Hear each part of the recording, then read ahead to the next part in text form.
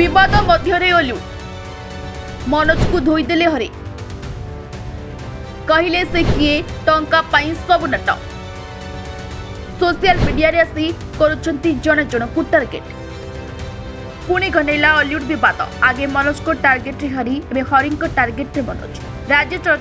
राज्य चलचित्र पुरस्कार को नहीं एवं दुई कलाकार मध्य चली भयंकर युद्ध किए सोशल मीडिया रे आसी कौच तो पुणी आउ किए गणमाध्यम सामने प्रथम अभिनेता मनोज मिश्रा सोशल मीडिया रे आसी राजनीति भित्ति पुरस्कार मिलता कहता बेले एवं हरी आसी कहते मनोज मिश्रा किए एवं ओडिया सिनेमा तांकर अवदान कौन जहां नहीं ओलीवुड मध्य एक विवाद आरंभ होता चर्चा हो गत सप्ताह वर्ष 2023 और 2024 अभिनेता और अभिनेत्री मानक पुरस्कार प्रदान कर जो हरिहर महापात्र को श्रेष्ठ अभिनेता सम्मान मिली और यह आरंभ हो दुई कलाकार मध्य महाभारत बीजेपी रे थिबारु तांकु एही सम्मान मिलथिबा भली अभियोग आनिछंती मनोज मिश्रा परिस्थिति एमिति हेछि कि मनोज हरी मुहामुही होछंते सोशल मीडिया रे उठुची पड़ुछे राज्य चलचित्र पुरस्कार को नहीं प्रथम थर पई एभली विवाद देखिबा मिलुछे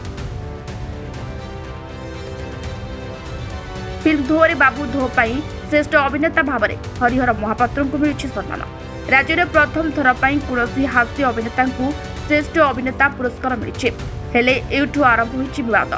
आउ जहाकु नहीं आरंभ होइछि विवाद जो सिनेमा को कहीं देखी नाहांती जो फिल्म ना लोके सुनी नाहांती सेमिति एक फिल्म पई जने हास्य अभिनेता को सम्मानित करा जाइछि कटाक्ष करिसंती मनोज मिश्रा खाली सेतिकी नुहे राज्य सरकार पांतर अंतर करथिबा कही हरि को ऊपर सांघातिक अभियोग करिसंती मनोज सेपटे सब कथार उत्तर रखिसंती हरि गणमाध्यम सामने मनोज को ऊपर बर्षुचंती हरि कहते मनोज मिश्रा किए ओडिया सिनेमा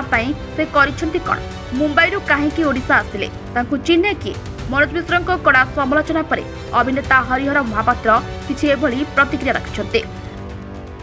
से आउरी मध्य कहते से तांको कथा को गुरुत्व सह नेउ नाहंते तांको सिनेमा को से देखी नाहंते बीजेपी रे अछि बोली प्रश्न करी जे पॉपुलर हेबाकू एभली कहितबा पाल्टा जवाब रखिसंती हरि तेबे समय कहबो आगो को एही विवाद के मुड़ नेउछि ब्यूरो रिपोर्ट राजधानी 24 ओडिया।